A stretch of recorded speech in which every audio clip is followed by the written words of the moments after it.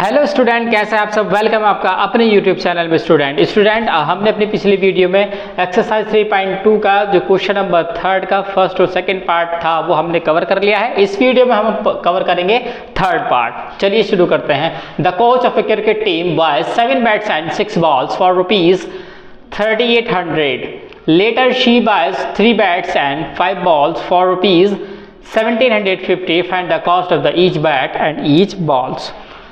Question के अंदर student कहा गया है कि जो क्रिकेट टीम का जो कोच है उसने 7 बैट्स खरीदे और 6 बॉल खरीदी और उसने जो पेड किए वो ₹3800 किए।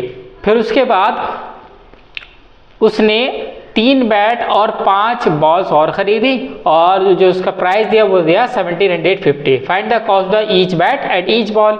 तो जिसका हमने निकालना होता है उसको हमने लेट करना होता है। तो सबसे पहले हम लेट कर लेंगे कि let the cost of 1 bat be x and the cost of 1 ball be Y.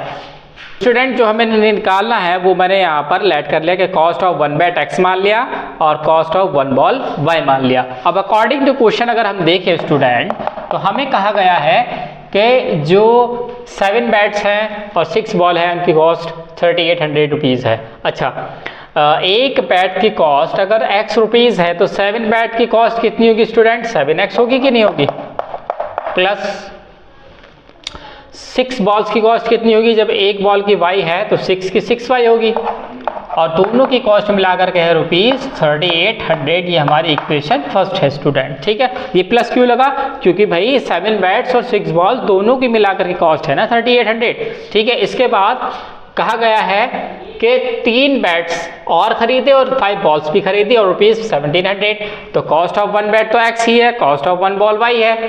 तो अब उसने 3 बैट खरीदे तो कॉस्ट कितनी हो जाएगी? 3x plus 5y equals to 1750। ये हमारी इक्वेशन सेकंड आ गई। अब इन दोनों इक्वेशन की मदद से सब्स्टिट्यूशन मेथड हम लगाएंगे और सॉल्व करेंगे कॉस्ट ऑफ 1 बैट और कॉस्ट ऑफ 1 बॉल। ओके, तो यहाँ पर हम क्या करते हैं, फ्रॉम इक्वेशन फर्स्ट से हम x की वैल्यू निकाल लेते हैं पहले स्टूडेंट। फ्रॉम इक्वेशन 1 से यहाँ से हम x की वैल्यू निकाल लेते हैं। तो स्टूडेंट इक्वेशन फर्स्ट हमारी है 7x plus 6y equals to 3800। ये हमारी फर्स्ट इक्वेशन है। तो यहाँ से मैं x की वैल्यू निकाला हूँ तो 7x इज इक्वल्स टू 3800 और ये 6y इधर जाकर के माइनस का 6y हो जाएगा क्योंकि प्लस का था इधर। तो x is equals to 3800 minus 6y upon 7। ये हमारी x की वैल्यू आ गई स्टूडेंट। ये x की वैल्यू हम इक्वेशन सेकेंड के अंदर पुट कर देंगे। इक्वेशन सेकेंड हमारी क्या है? 3x plus 5y equals to 1750।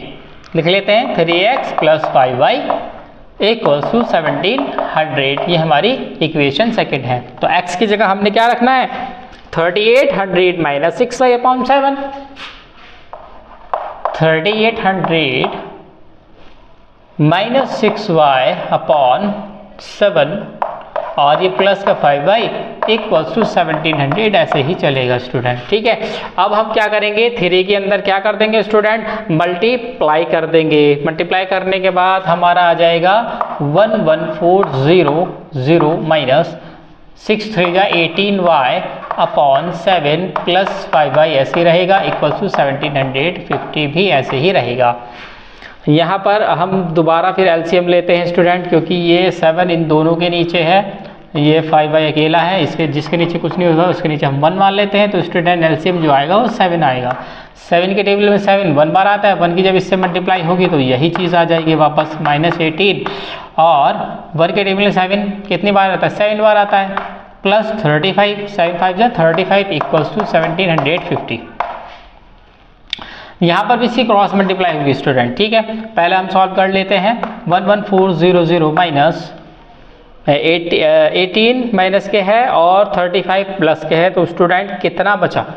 17 बचा प्लस के क्योंकि 35 बड़ा है और इक्वल्स टू 1 की इससे होगी तो यही आना है। 7 की मल्टीप्लाई इससे करो तो कितना आएगा स्टूडेंट बताइए?